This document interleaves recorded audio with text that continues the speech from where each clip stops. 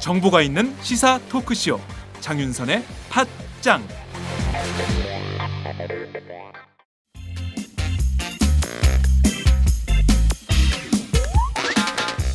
매일 정오 여러분의 점심시간 맛있게 씹어드실 뉴스를 보내드리는 장윤선의 팟짱. 매일나 신선한 뉴스를 맛보고 싶으시다고요?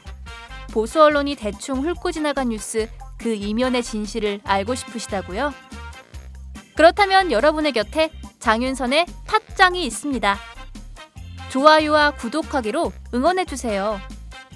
포털사이트 검색창에서 장윤선의 팟짱을 치거나 모바일 앱스토어에서 팟빵 클릭 후 장윤선의 팟짱을 들러주세요. 요거 재밌네 할 때는 과감하게 좋아요를 눌러주세요. 여러분의 꼼꼼한 사랑이 팟짱을 키웁니다. 장윤선의 팟짱 애청자 여러분, 좋아요와 구독하기 꼭 부탁드립니다.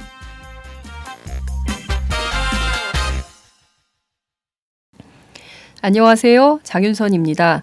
오늘은 12월 15일 월요일입니다. 대한민국이 1970년대, 1980년대로 되돌아가는 것 같다. 동생은 미행을 당하는 것 같다고 했었다. 동생과 마지막 통화를 할 때 너무 힘들면 차를 버리라고 했다. 내가 데리러 가겠다고도 했지만 괜찮다고 했고 연락이 끊겼다. 정윤회 씨의 국정개입 문건 유출 혐의로 검찰 조사를 받았던 최모 경위가 지난 13일 경기도 이천 자신의 고향집 인근에서 숨진 채 발견이 됐습니다. 최 경위의 형은 정치권이 내 동생을 죽음으로 몰고 갔다면서 울분을 터뜨리고 있는데요. 경찰은 유족의 요청에 따라서 최 경위에 대한 부검을 실시했고 만 하루도 지나지 않아서 사인은 일산화탄소에 의한 질식사라고 발표했습니다. 모든 게 일사천리로 진행된다는 느낌을 지울 수가 없는 대목인데요. 이 가운데 최 경위는 자신의 유서를 통해서 몇 가지 주목할 만한 시사점을 던졌습니다. 가장 눈길을 끄는 대목은 청와대 민정비서관실이 본인과 함께 유출 혐의를 받고 있던 한모 경위에게 무언가 제의를 했다는 내용입니다. 물론 청와대는 즉각 반발했습니다. 민경욱 대변인은 민정수석실 그 어느 누구도 한모 경위를 접촉한 사실이 없고 따라서 그 어떤 제안도 없었다. 이렇게 일축을 했습니다. 그렇지만 숨진 최 경위가 유서를 통해서 밝힌 내용이기 때문에 이 점과 관련해서도 그냥 넘길 수 있는 대목은 아니지요. 분명한 검찰 수사가 요구된다고 할 수 있습니다.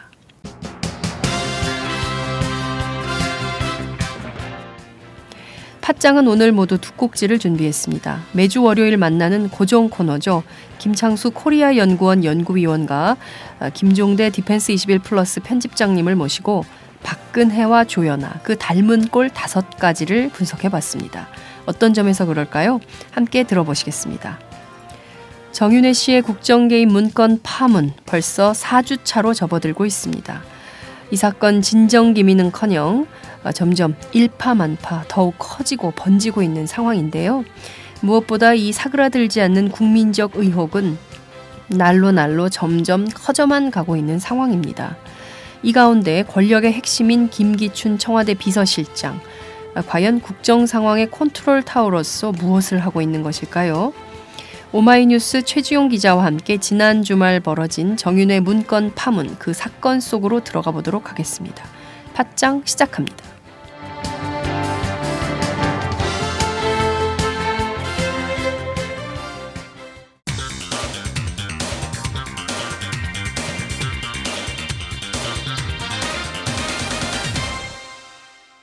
전혀 다른 뉴스.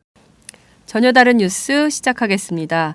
정윤회 씨의 국정개입 문건 파문이 벌써 4주차로 접어들었습니다. 그렇지만 이 사건의 소용돌이는 좀채 수그러들지 않고 있는 상황인데요. 지난 13일엔 이 문건의 유출 혐의를 받고 있던 최모 경위가 스스로 목숨을 끊는 사건도 발생했습니다.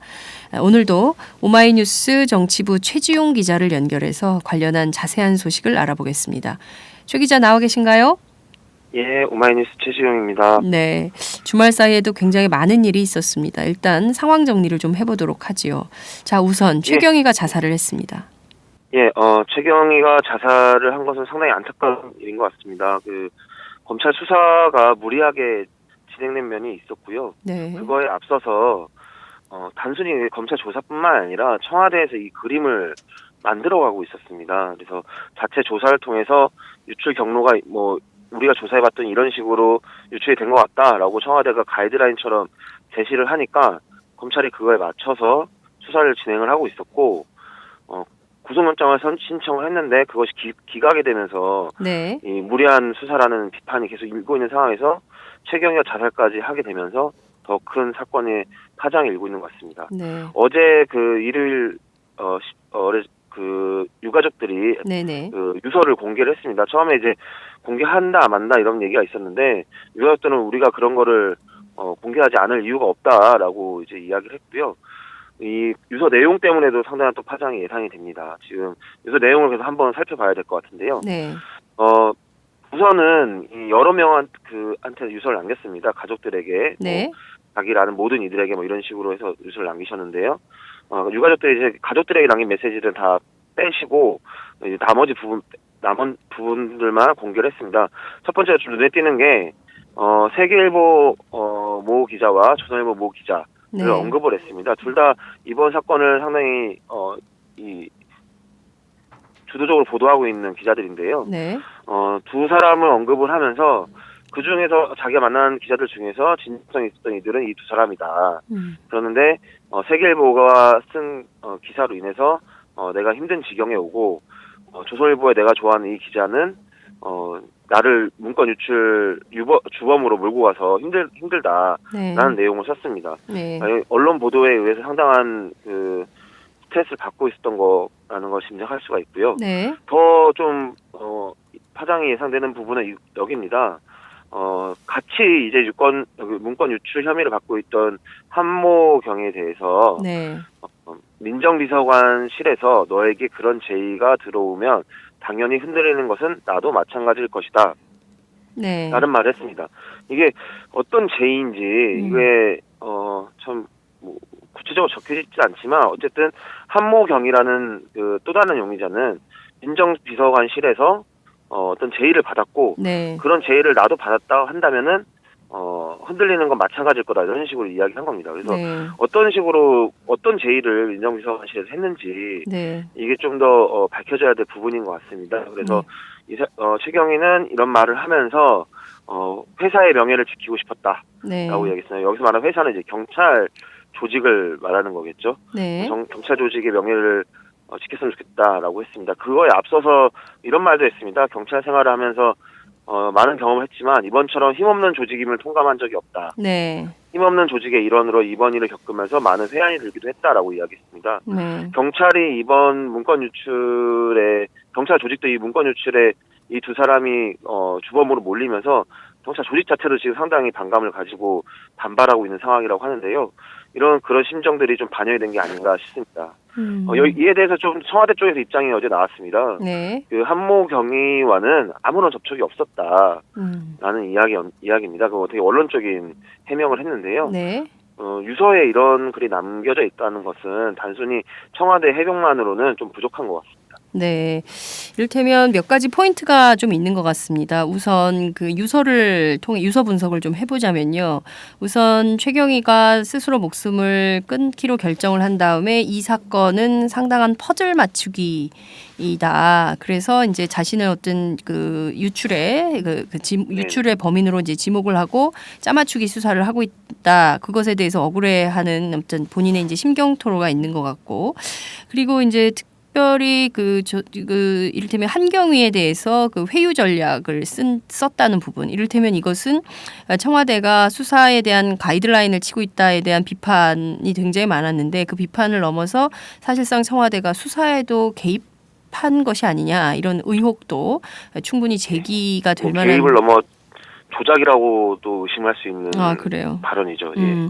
여하튼 뭐 그런 얘기도 나오고 있고 그리고 또 얼마 전에 동아일보 보도가 저는 굉장히 그 주목이 되는데요. 이를테면 이들의 영장실질 심사 과정에서 이를테면 한경위가 유출 혐의를 인정하면 불기소하겠다라는 일종의 딜, 거래 이런 것들이 사실상 그 청와대 민정수석실에서 있었던 제의가 아니었냐라는 것도 좀 의심을 해볼 만한 대목이 아닌가. 그런 측면에서는 동아일보가 제시한 그 보도 그것도 한번 그 유념해볼 필요가 있지 않을까라는 생각이 좀 듭니다. 자, 그런데 어제 이 최경희 이 자살 관련된 그 유서 공개가 막 나올 즈음에 채널 A에서 단독 보도를 하나 했어요. 여기에 보면 조선일보 기자에 대해서 어떤 배신감을 느낀다라는 보도가 그 막 단독 보도로 막 떴었는데요. 그에 대해서 조선일보가 해명을 했다고요? 예, 해명을 했습니다. 사실 이 문건 내용이 공개되기 전입니다. 전에 이제 채널 A 등 몇 개 언론에서 네. 이 최경희가 조선일보 기자에게 뭐 배신감을 토로했다 뭐 이런 내용이었는데요. 조선일보 해명은 이렇습니다.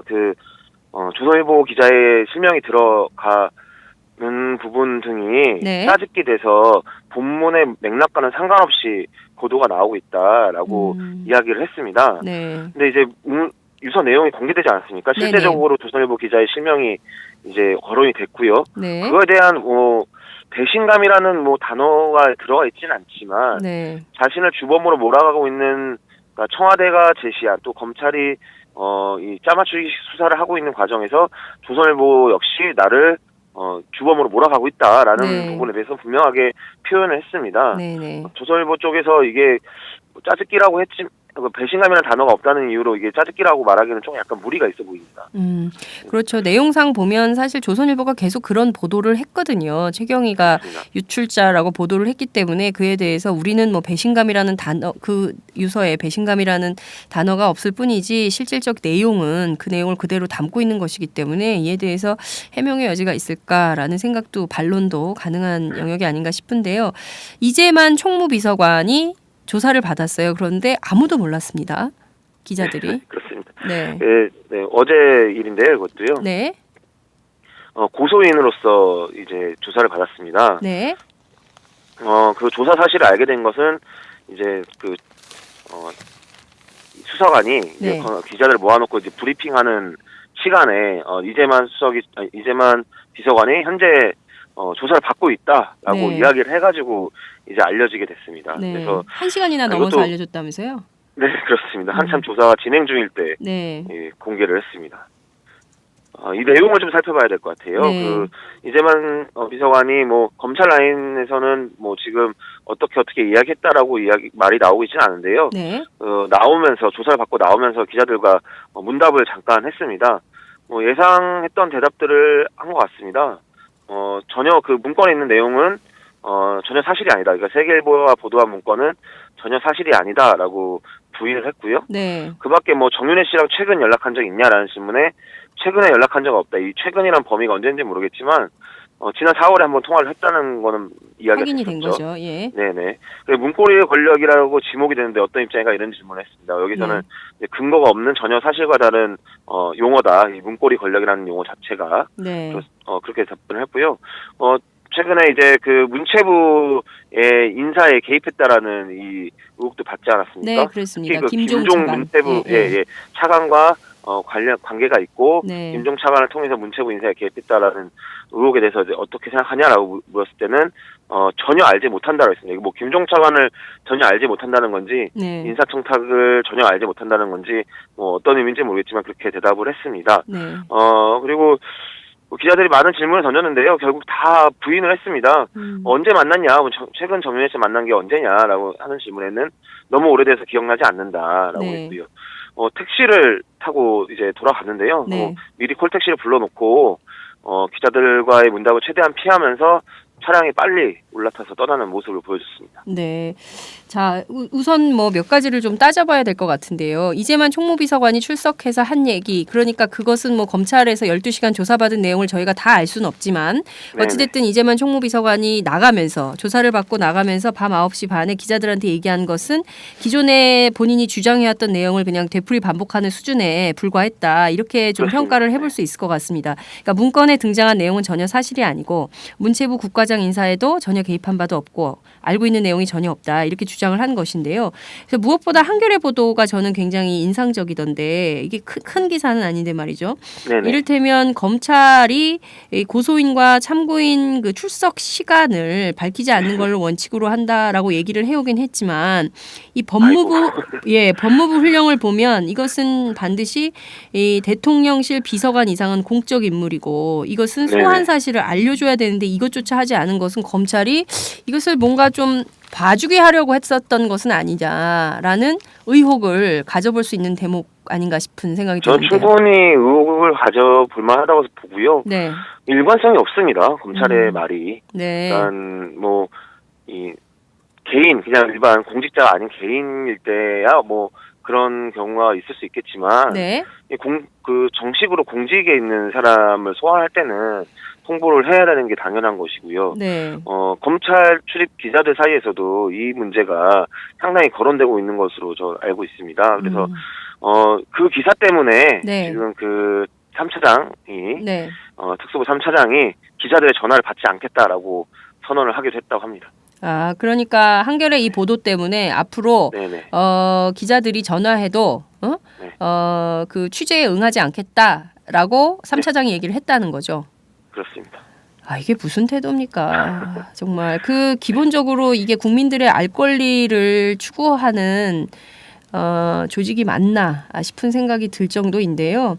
이를테면 과거에 보면 그 정윤회 씨, 물론 이제 모든 국민의 관심이 쏠린 측면도 있지만 이분은 그냥 평범한 사인이잖아요. 그렇습니다. 네, 비선 실세인지 어쩐지는 모르겠지만 그분의 그 출석 시간은 알려서 전부 그 카메라들이 대기할 수 있도록 취재할 수 있도록 했는데 이를테면 이렇게 청와대 총무비서관의 경우에는 시간도 안 알려주고 그리고 조사 시작한 지 1시간이나 넘어서 소환 사실을 기자들한테 알려줘서 마지막에 밤중에 그 난리를 피우도록 한 검찰. 이 검찰이 어떤 책임을 좀 물어야 될 것 같은데 적반하장격으로 앞으로 기자들이 전화해도 전화 받지 않겠다.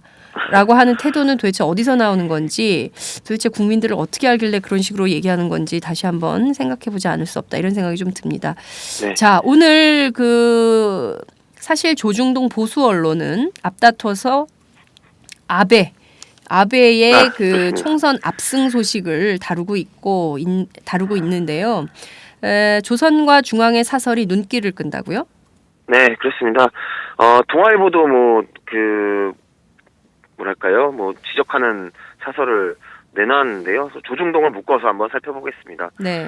사실 그 최경희 관련한 보도 분량이 상당히 좀 축소되어 있는 느낌을 지울 수 없었습니다. 오늘 조간을 보면서요. 네. 그래서 또 이렇게 좀 발을 빼는 게 아닌가 싶었는데요. 네. 아무래도 그 말씀해주신 것처럼 아베의 그 총선 승리가 상당히 비중 있게 다뤄진 것 같고요. 네. 그 사설을 살펴보면요. 조선일보는 오늘 이렇게 이야기를 했습니다. 새정치연합 등 야권이 일제히 특별검사 임명을 요구하는 것은 검찰 수사를 믿을 수 없다는 주장이다. 근데 이런 야권의 주장을 반박하기 어려운 건 대통령과 정부 여당이 그런 상황을 만들어 왔다라고 지적을 했습니다. 그래서 네. 특검이 불가피하다라는 거에 약간 힘을 싣는 모습을 보였습니다. 네. 특히 이 정윤의 문건을 허구라는 이 대통령과 여당의 논리, 네. 이 논리가 국민의 공감을 얻고 있지 못하다. 네. 여론조사도 과반수가 이 문건에 신뢰하고 있다. 라고 하는 부분을 또 지적을 했고요.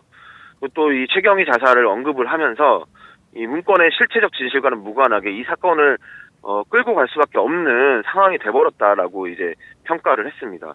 그러니까 이거를 단순히 이제 청와대의 어떤 해명으로 설명되지 않으니까 이 야당이 특검을 요구할 수밖에 없고 지금 그렇게 될 수밖에 없는 상황으로 흘러가고 있다라는 식의 사설을 내놓았습니다. 네. 자, 그런데 이 특검 관련해서도요. 노회찬 전 의원에 따르면 이게 결과적으로 특검을 임명하는 건 대통령 아닙니까? 그러니까 여야가 추천을 한다 하더라도 특검법에 따라서 이 특검을 임명하는 건 대통령이기 때문에 대통령에게 유리한 수사가 될 수 있다는 거예요. 따라서 지금 국면에서는 특검보다는 국정조사로 가는 것이 맞다라고 주장을 했는데 상당한 설득력이 있어 보입니다. 따라서 야당이 지금 특검을 주장할지 그리고 내부에서 또 국정조사를 주장하는 분들도 있기 때문에 이게 지금 검찰 수사 이미 다 결론이 나와 있어요. 문건의 수사 내용은 사실이 아니고 유출은 처벌을 하되 그 문제의 핵심이 됐던 유출자로 지목됐던 최경희가 자살했기 때문에 여기서 종결한다. 이렇게 될 가능성이 높은 것으로 이미 다 나와 있어요.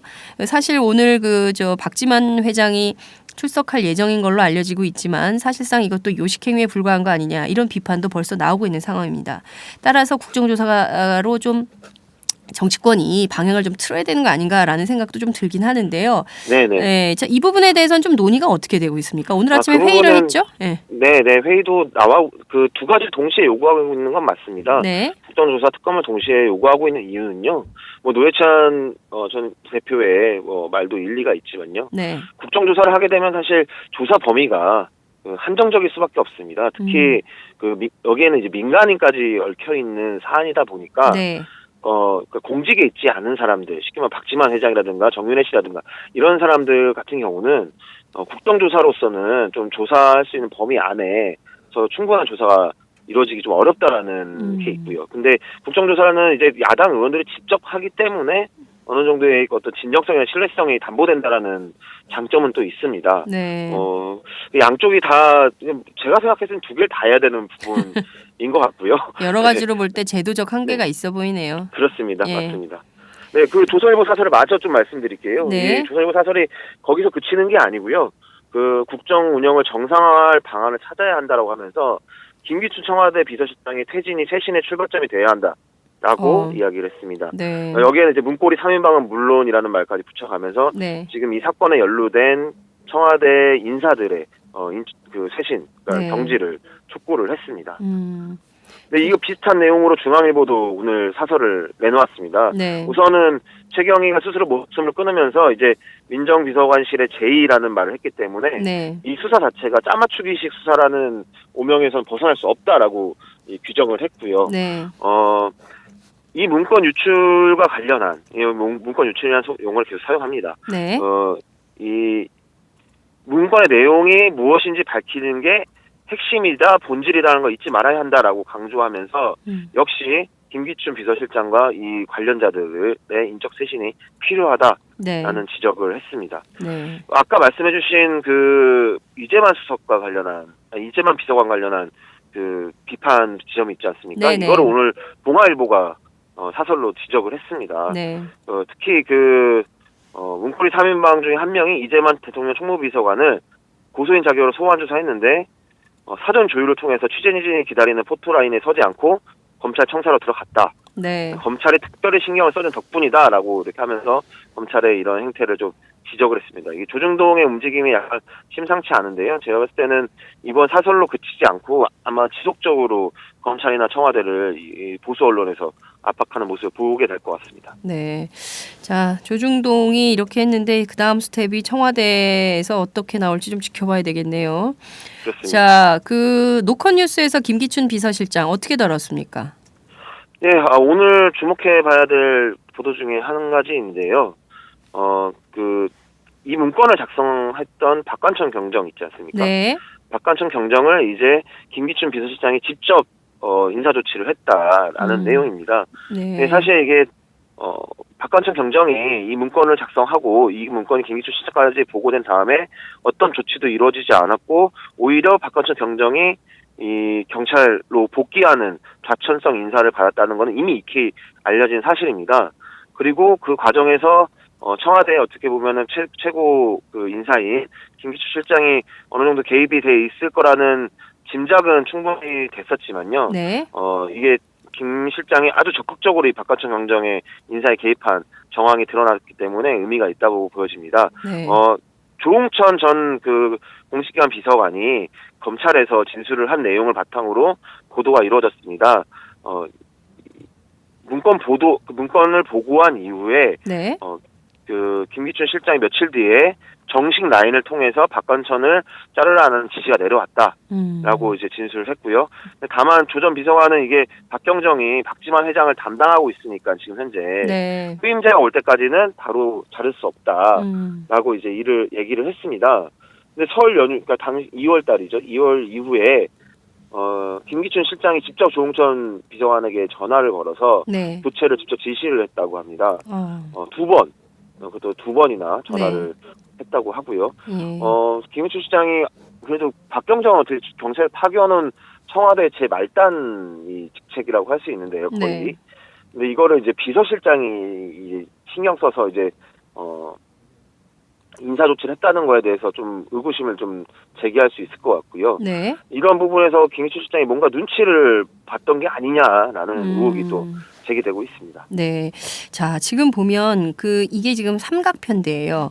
네네. 십상시, 정윤회 씨를 비롯한 십상시가 한 축이고 또 한 축은 박지만 회장을 비롯한 조홍천, 이른바 소위 7인회라고 청와대가 지목한 팀이 있고, 그리고 김기춘 비서실장인데, 지금 보면 이 상황에서 김기춘 비서실장은 자신과 관련된 문제와 관련해서 동아일보 보도에 대해서 명예훼손 소송을 걸었을 뿐 그밖에 일체의 대응을 안 하고 있는 것 같아요. 그렇습니다. 그러니까 김기춘 비서실장이 사실 권력의 핵심 아닙니까? 그러면 지금 청와대가 이렇게까지 흔들리고 있으면 뭔가 컨트롤 타워로서 자기 기능을 해야 되는데 김기춘 비서실장이 너무 가만히 있는 거 아니냐, 이런 의혹도 들어요. 도대체 이분은 왜 이렇게 있을까? 이것도 좀 취재가 좀 되면 좋겠다, 이런 생각이 좀 들기도 합니다. 자, 오늘 국회에서 대정부 질의 있죠? 예, 그렇습니다. 어떤 내용들이 주로 현안 다뤄집니까? 질의가 네. 있는데요. 네.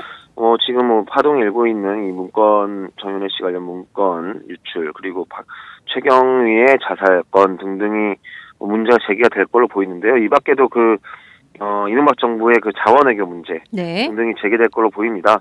야당에서는 이런 문제들 직접적으로 아주 강하게 제기를 하겠지만, 네. 여당에서는 아마 청와대에서 가이드라인을 받은 대로 이 검찰 수사를 지켜봐야 된다라는 문건 관련해서는 라는 태도를 취할 것 같고요. 네. 오히려 자원외교나 이 문건 관련한 내용보다는 경제 문제, 네. 그리고 특히 공무원 연금 개혁 문제 등을 집중적으로 제기할 것으로 보입니다.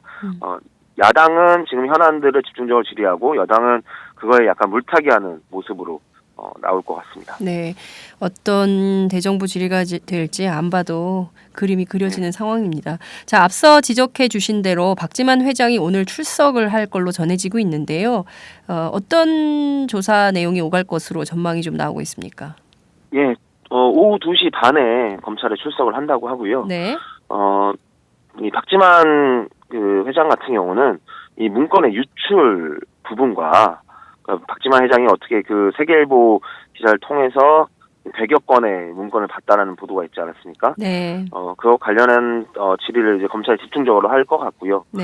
박지만 회장은 이제 정윤회 씨가 자신을 미행했다라는 부분, 네. 그리고 자기를 둘러싼 이 청와대 내부에서의 어떤 정보 보고들, 그리고 네. 감시 등등을 이야기할 것으로 예상이 됩니다. 아무래도 요 정윤회 씨가 이야기했던 부분과 상충되는 부분들이 좀 나오지 않을까 예상됩니다. 네, 여전히 이 사건 굉장히 꼬리에 꼬리를 무는 의혹들이 굉장히 많이 있습니다. 여전히 도대체 누가 이 문건을 유출한 것인지에 대해서도 정확하게 지금 해명이 안 되고 있는 상황인데요. 검찰이 이 수사를 어떻게 마무리할지 벌써부터 궁금증이 나오고 있습니다. 자, 문제는 여기에서 또 하나가 청와대 민정비서관실, 그러니까 최경위가 유서에서 밝힌 내용인데요. 청와대 민정비서관실 파견 경찰이 함께 유출 혐의를 받고 있었던 한모 경위한테 유출 문건의 유출 혐의를 인정을 하면 불입건 해주겠다라고 회유를 했다. 이 부분에 대해서도 검찰이 조사해야 되는 거 아닌가요? 네, 그게 지금 이후에 가장 핵심적인 부분은 두 가지인 것 같습니다. 방금 설명해 주신 부분과 박지만 회장의 진술, 이 두 가지가 내일 저희가 짚어봐야 될 또 지점이 될 것 같은데요. 네. 회유 부분, 그러니까 회유라는 표현은 이제 유가족분들이 사용하셨고, 네.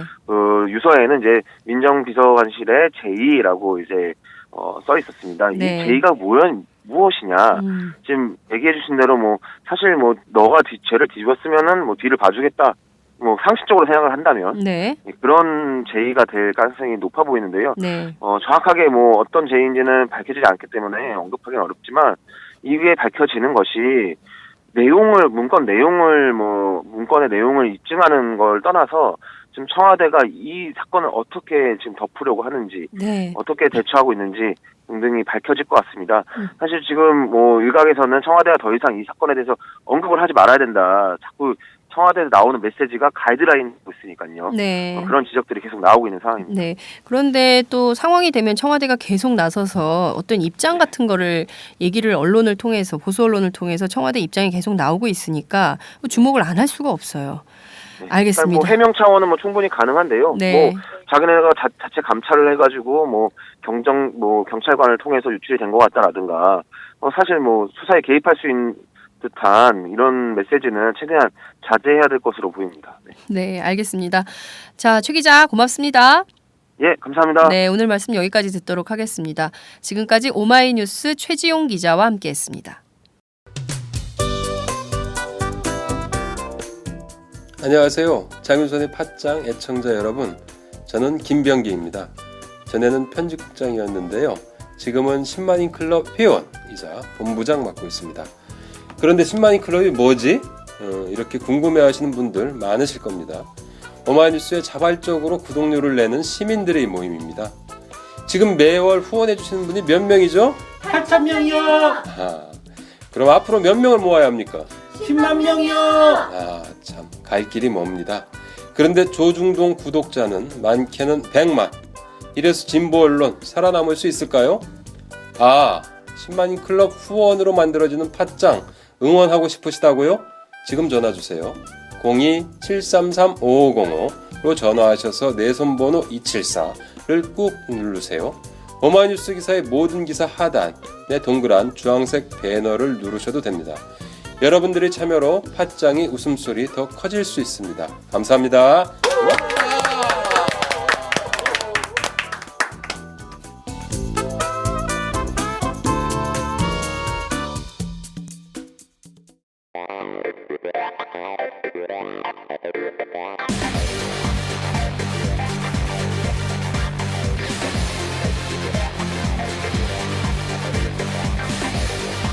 정보가 있는 시사 토크쇼 장윤선의 팟짱.